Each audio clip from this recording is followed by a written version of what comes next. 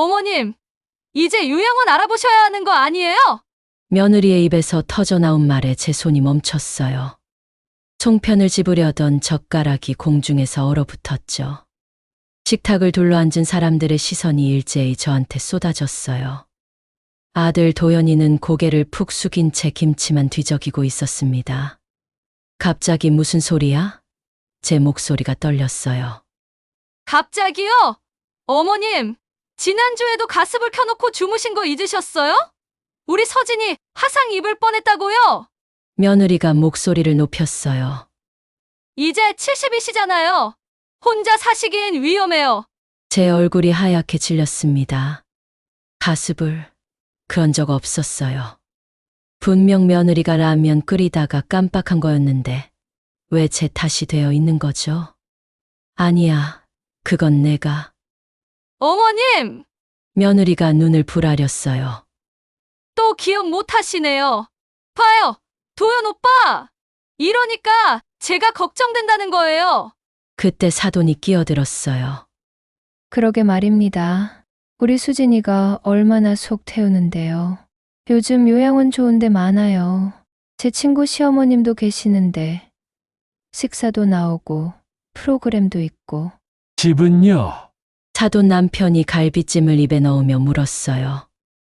이 집 시세가 꽤 되던데요. 요양원 들어가시면 빈집 되는 건데 미리 정리하시는 게 낫죠. 저는 숨이 막혔습니다. 정리, 이게 무슨 소리인가요? 그래서 제 말이. 며느리가 아들을 쳐다보며 말했어요. 도연 오빠 명의로 넘기세요.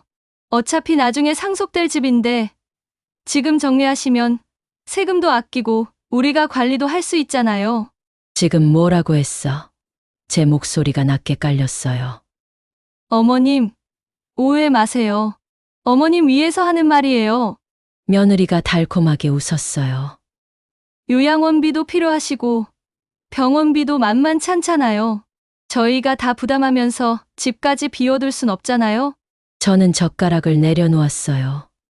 식탁이 흔들리며 국그릇에 국물이 출렁였습니다. 도현아, 저는 아들을 똑바로 쳐다봤어요. 넌 가만히 있을 거야? 내 아내가 지금 무슨 소리를 하는지 들리니? 도현이는 여전히 고개를 숙인 채 입을 열지 않았어요. 그 아이의 침묵이 답이었습니다. 며느리 편이라는 것. 아니, 집이 탐난다는 것.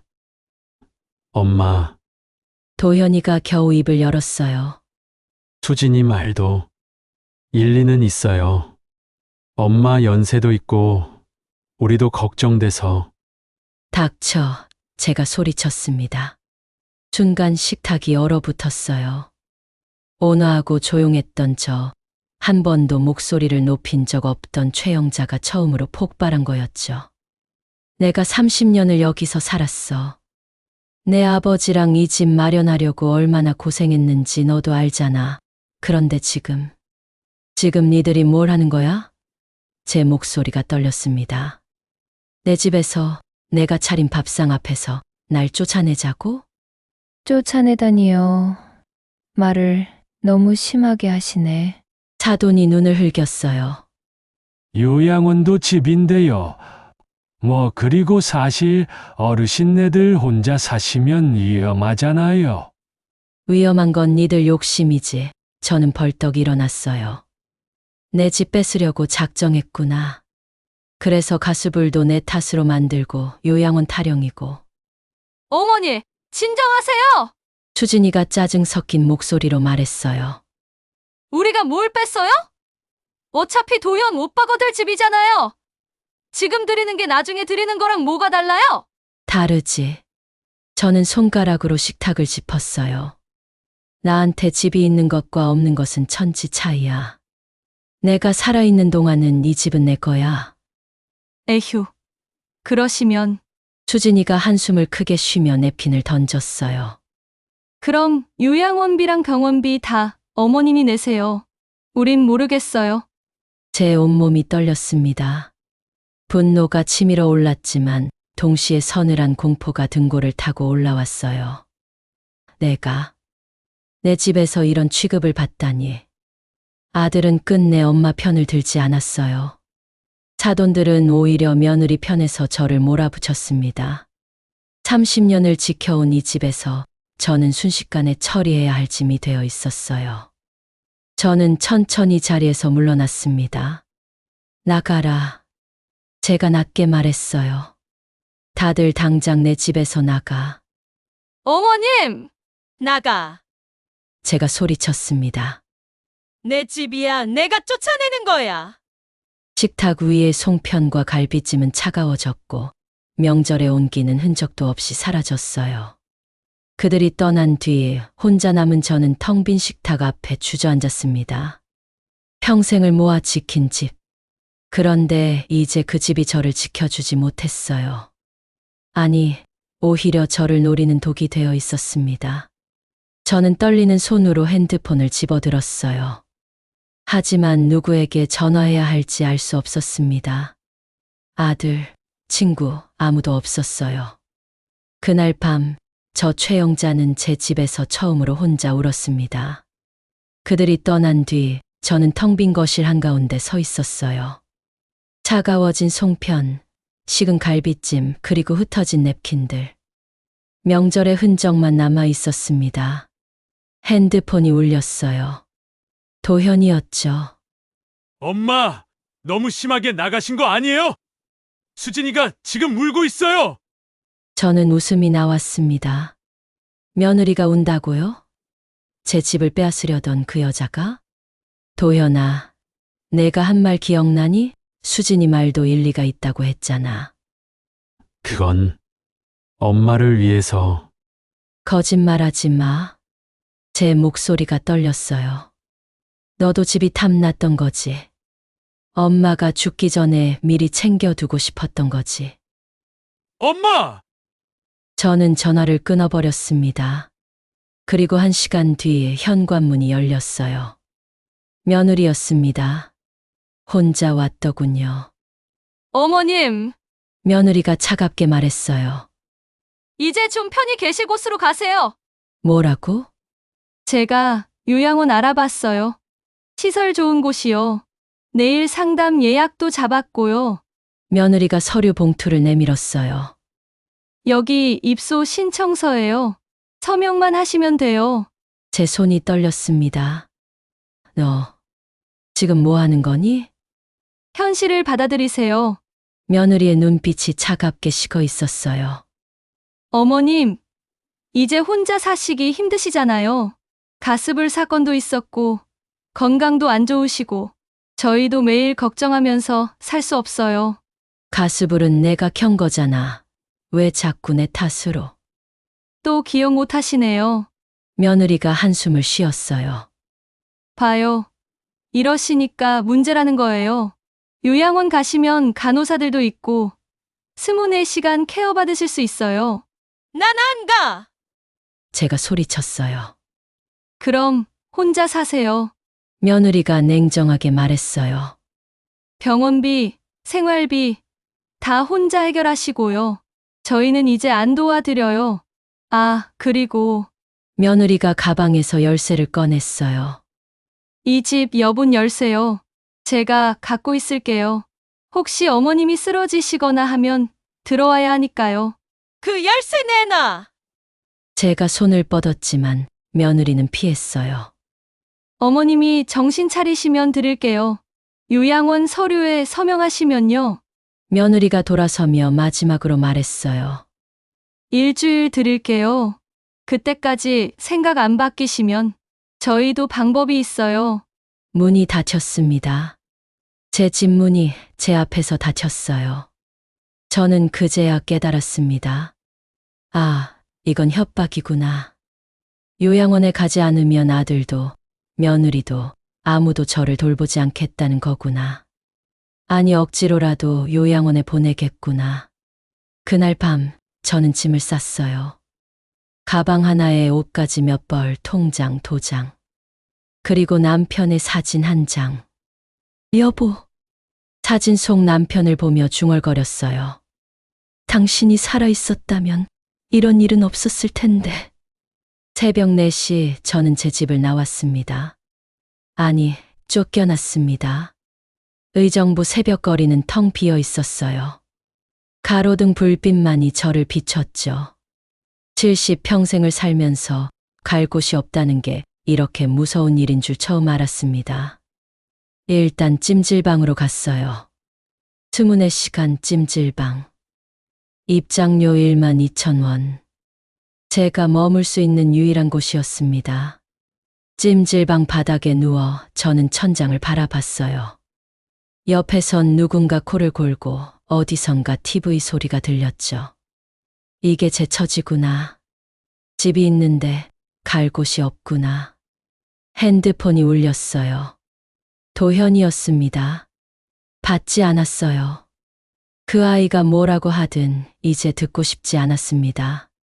다음 날 아침 문자가 왔어요. 엄마, 어디 계세요? 집에 안 계시던데. 혹시 화나서 가출하신 거예요? 엄마, 제발 집으로 돌아오세요. 우리가 잘못했어요. 저는 피식 웃었습니다. 잘못했다고 진심일까요? 아니면 또 다른 함정일까요? 답장하지 않았어요. 대신 찜질방을 나와 여관으로 갔습니다. 하루 3만 원짜리 여관. 벽지는 누렇게 발에 있었고 담배 냄새가 배어 있었어요.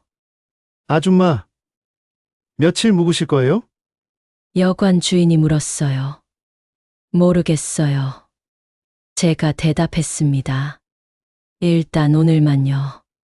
방에 들어가 문을 잠갔어요. 그리고 침대에 주저앉아 처음으로 소리내어 울었습니다. 내가 평생 모은 게 결국 이런 취급이구나. 30년을 모아 산 집. 남편과 함께 땀 흘려 일해서 마련한 집. 아들을 키우며 지킨 집. 그 집에서 저는 이제 짐이 되어 있었어요. 핸드폰에 또 문자가 왔습니다. 이번엔 며느리였어요. 어머님, 괜한 고집 부리지 마시고 들어오세요. 집 정리는 천천히 상의해도 돼요. 일단 돌아오세요. 거짓말. 다 거짓말이라는 걸 알았어요. 돌아가면 또 요양원 서류를 들이밀 겁니다. 또 집을 넘기라고 할 거예요. 아니면 강제로라도 데려가겠죠. 저는 핸드폰을 끄고 창밖을 바라봤어요. 의정부 거리가 보였습니다.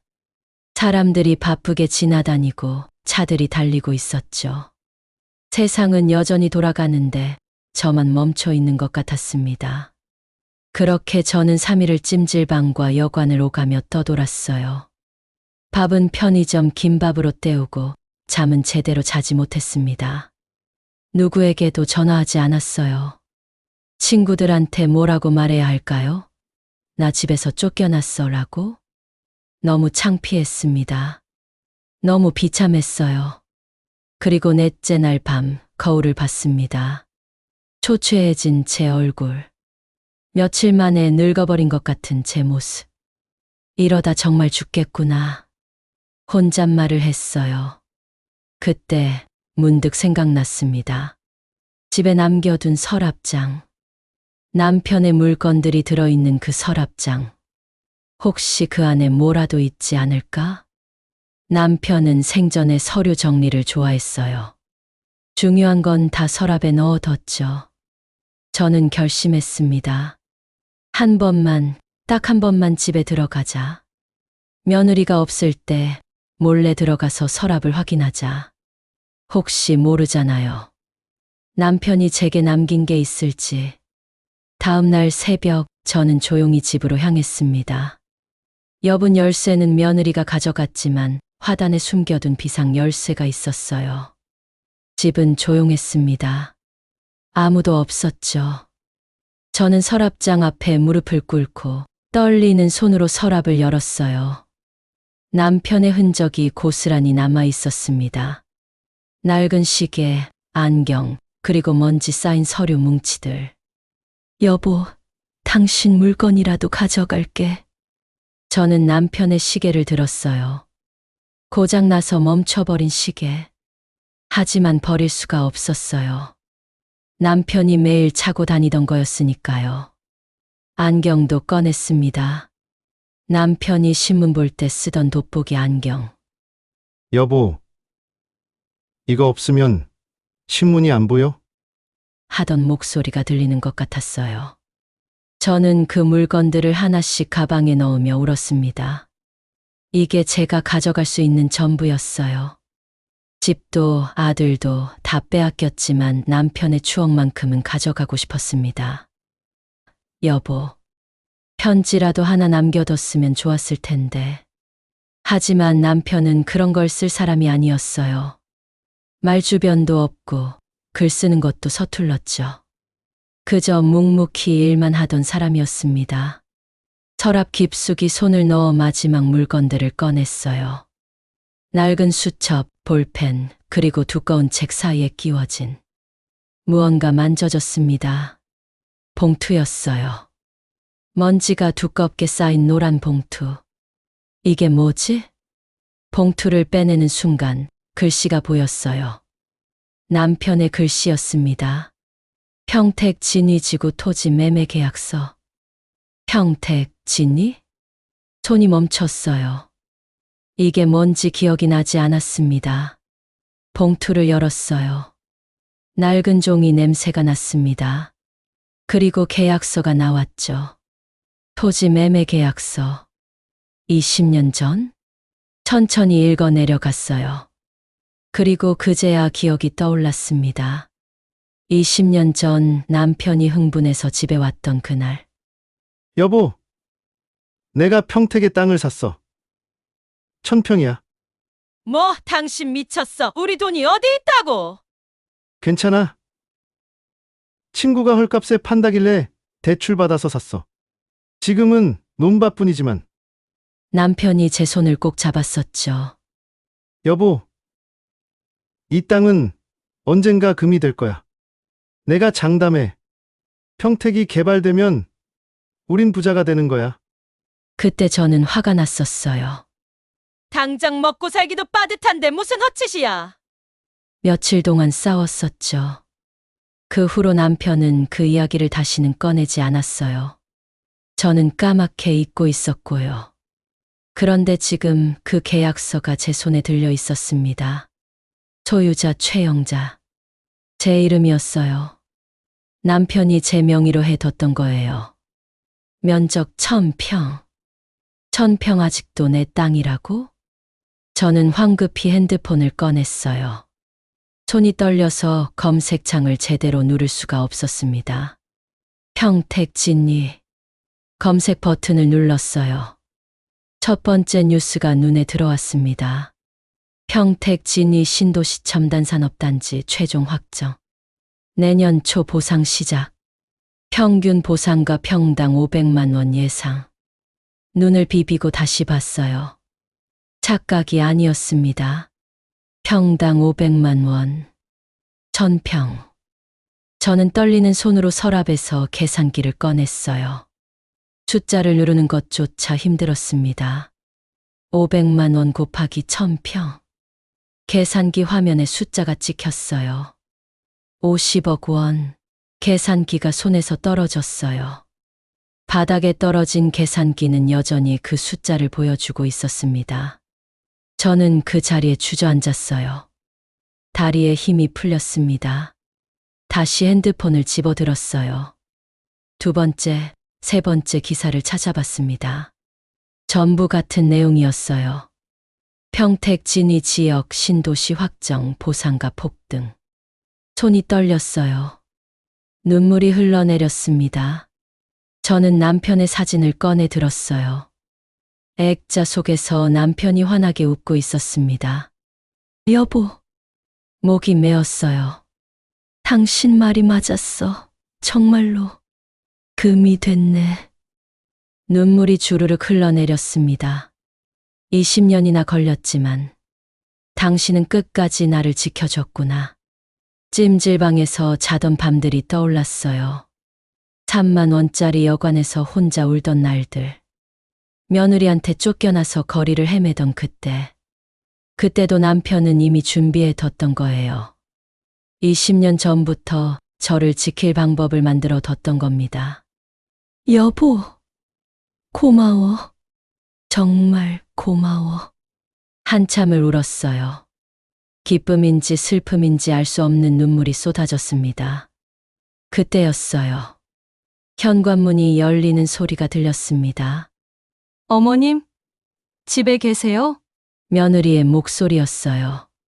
저는 황급히 계약서를 가방 깊숙이 집어넣었습니다. 남편의 시계, 안경과 함께. 어머님, 왜 연락도 안 하시고 혼자 계세요? 며느리가 거실로 들어왔어요. 그러고는 제 가방을 보더니 얼굴이 굳었습니다. 뭐, 챙기시는 거예요? 남편 물건 좀 가져가려고. 아, 그러시구나. 며느리가 의심스럽다는 듯 저를 쳐다봤어요. 그런데 어머님, 요양원 상담 날짜 잡았어요. 모레 오전 10시. 같이 가셔야 해요. 저는 가방 지퍼를 천천히 올리며 말했어요. 그래, 알았다. 정말요? 드디어 마음 바꾸신 거예요? 며느리의 얼굴이 환해졌어요. 응, 생각해봤어. 내가 너무 고집 부렸나 봐. 어머, 어머님! 진작 그러시지. 며느리가 활짝 웃었어요. 진명의 이전도 같이 상의해요. 요양원 들어가시면 관리하기 힘드시잖아요. 저는 고개를 끄덕였어요.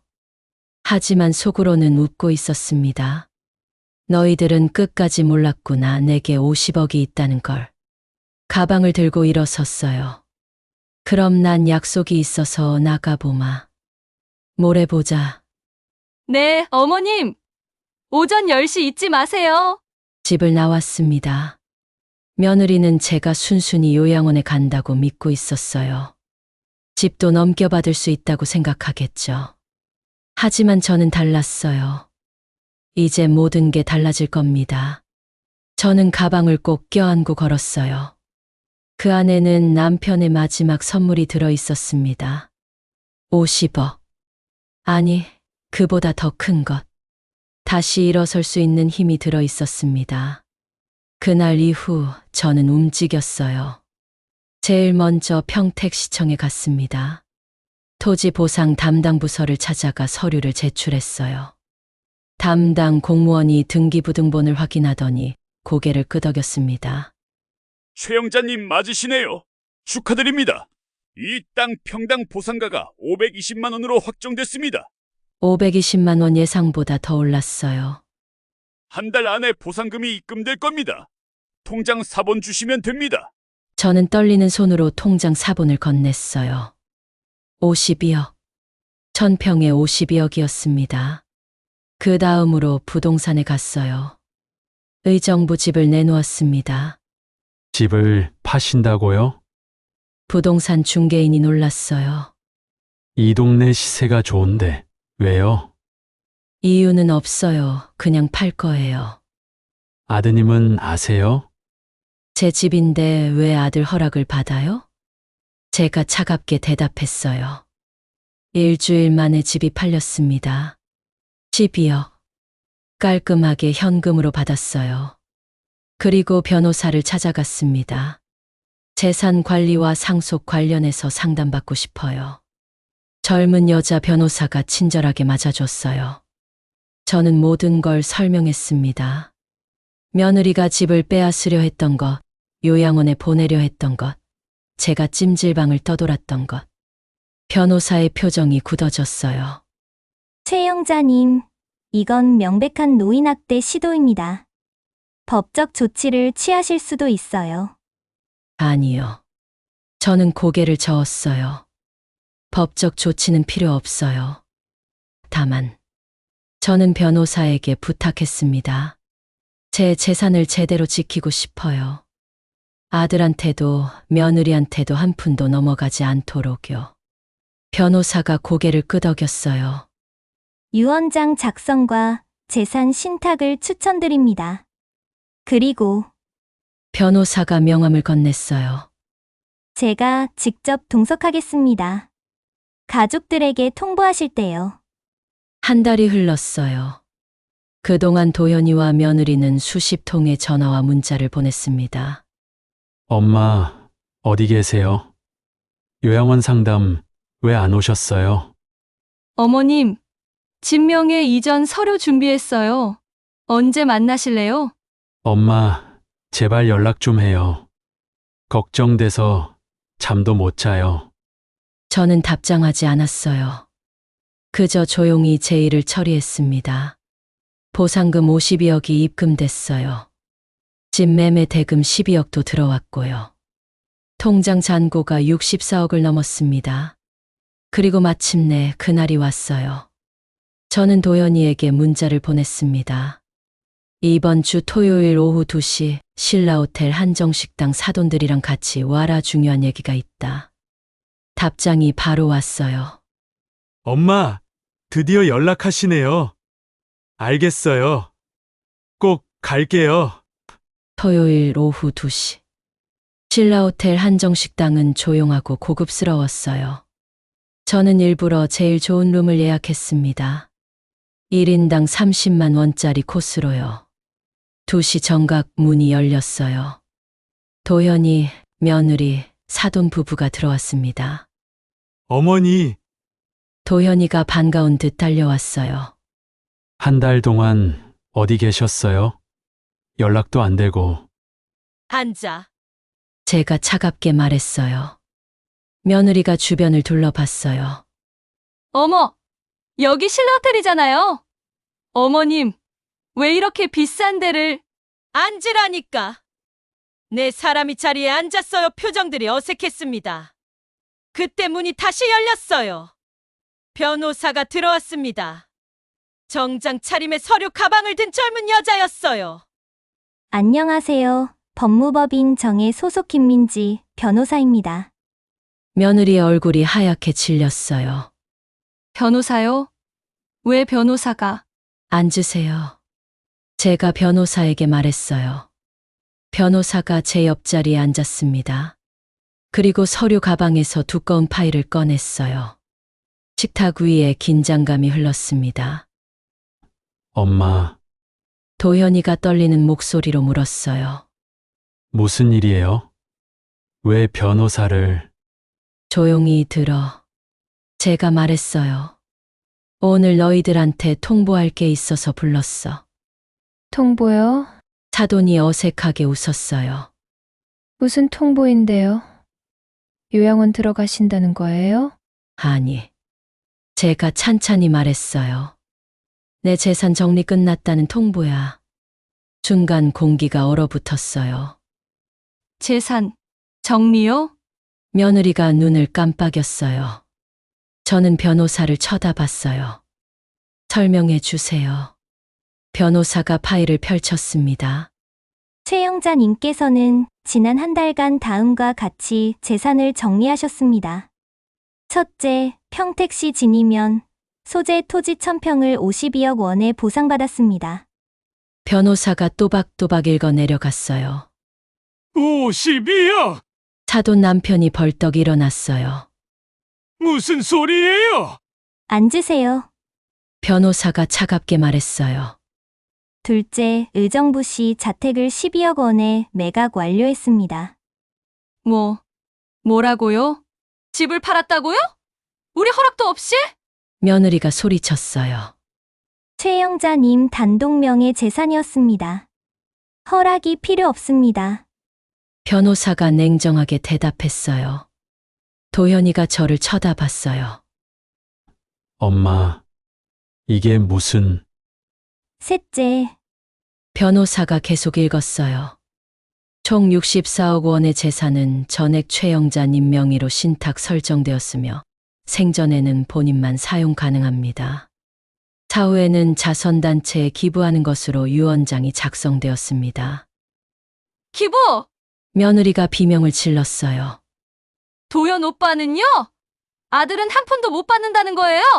저는 며느리를 똑바로 쳐다봤어요. 넌 나한테 뭐라고 했지? 이제 요양원 가세요라고 했잖아. 집은 도연이 명의로 넘기세요라고 했고.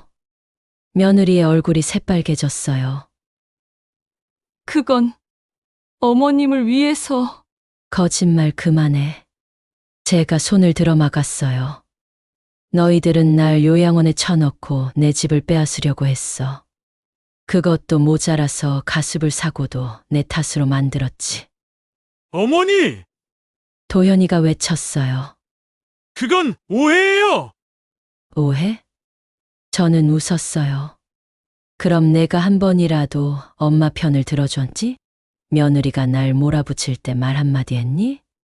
도현이가 입을 다물었어요. 넌 끝까지 침묵했어. 그게 답이야. 제가 냉정하게 말했어요. 차돈이 떨리는 목소리로 물었어요. 그럼 정말 한 푼도 안 주신다는 거예요? 그래. 저는 고개를 끄덕였어요. 내가 살아있는 동안 내 돈은 내가 쓸 거야.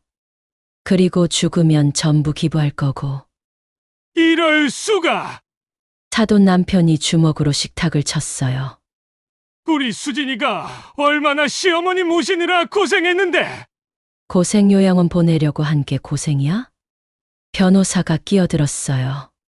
더 말씀하시면 녹음 파일을 증거로 제출하겠습니다. 노인학대로 고소 가능합니다. 순간 식탁이 조용해졌어요. 며느리가 울먹이며 말했어요. 어머님, 우리가 잘못했어요. 다시 생각해 주세요. 우리 서진이도 있고. 서진이?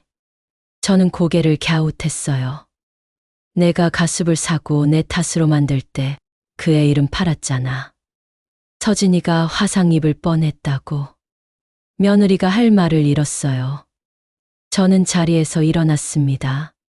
오늘 식사비는 내가 낼게 30만 원짜리 코스니까 잘 먹어 아마 나한테 얻어먹는 마지막 밥일 거야. 엄마! 도현이가 일어서려고 했어요. 앉아 있어. 제가 차갑게 말했어요. 그리고 다시는 연락하지 마. 난 이제 너희들 없이 살 거야. 변호사가 서류를 가방에 넣으며 일어났어요. 필요하시면 법적 조치 언제든 도와드리겠습니다. 변호사가 명함을 식탁 위에 놓았어요. 저는 가방을 들고 방을 나왔습니다.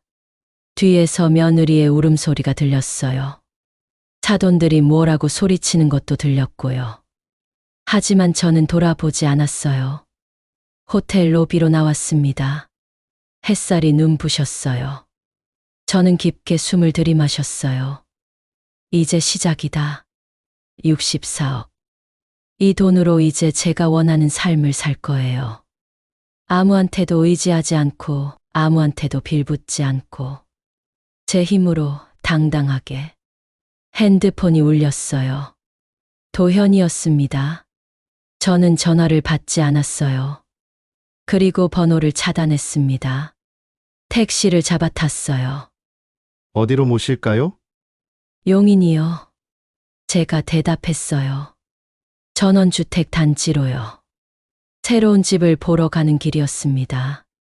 제 돈으로 제가 고른 집으로요. 창밖으로 서울 거리가 스쳐 지나갔어요. 저는 미소 지었습니다.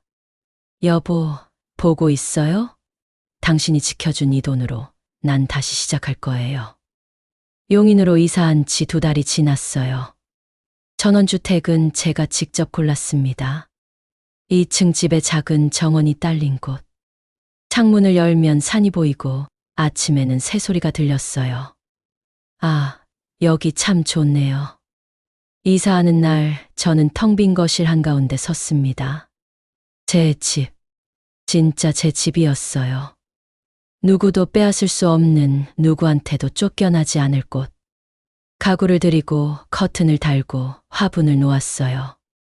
하나하나 제 손으로 제 마음대로 꾸몄습니다. 거실 벽에는 남편의 사진을 걸었어요. 여보, 여기 어때요? 당신 덕분에 이렇게 좋은 집에 살게 됐어요.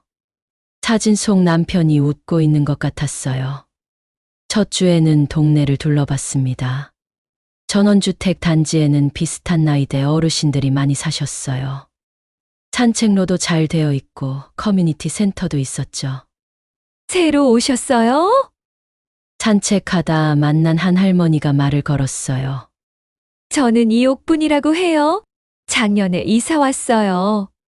최영자예요. 반가워요. 영자 씨, 요가 수업 같이 들어요. 매주 화요일이랑 목요일에 커뮤니티 센터에서 해요. 요가요? 저는 망설였어요. 제가 나이도 있고 몸도 안 좋은데 에이, 괜찮아요. 저도 70인데 잘만 해요. 옥분 씨가 활짝 웃었어요. 같이 해요. 응? 그렇게 저는 요가를 시작했어요. 처음엔 힘들었습니다. 몸이 굳어 있어서 스트레칭 하나도 제대로 안 됐어요. 하지만 선생님이 친절하게 알려줬고 다른 수강생들도 응원해 줬어요. 영자 씨, 잘하고 계세요. 처음인 것 치고 정말 잘하세요. 한 달쯤 지나자 몸이 가벼워졌어요. 아침에 일어나도 허리가 안 아프고 숨 쉬는 것도 편해졌습니다. 요가 수업 끝나고 옥분 씨가 말했어요. 영자 씨, 수채화 배우는 거 어때요? 우리 동네 문화센터에서 초급반 시작한대요. 수채화요? 저는 그림은 한 번도 안 그려봤는데. 그래서 초급반이잖아요. 수채화 교실은 생각보다 훨씬 즐거웠어요. 붓에 물을 묻히고 종이에 색을 칠하는 거. 그게 이렇게 평화로운 일인 줄 몰랐습니다. 처음엔 사과 하나 그리는 것도 어려웠어요. 선생님이 제 그림을 보고 웃으며 말했어요. 괜찮아요. 처음부터 잘 그리는 사람은 없어요. 천천히 하세요. 한 달, 두 달. 조금씩 나아졌어요. 사과가 사과처럼 보이기 시작했고 나무가 나무처럼 보였어요. 어머, 영자 씨 실력 느셨네요. 옥분 씨가 제 그림을 보며 감탄했어요. 저는 뿌듯했습니다. 70평생 살면서 처음으로 제가 뭔가를 잘한다는 칭찬을 들었어요. 어느 날 옥분 씨가 물었어요. 영자 씨, 가족들은 안 보고 싶어요? 아드님이나. 저는 잠시 멈칫했습니다. 아니요. 제가 조용히 대답했어요. 그 사람들은 이제 남이에요.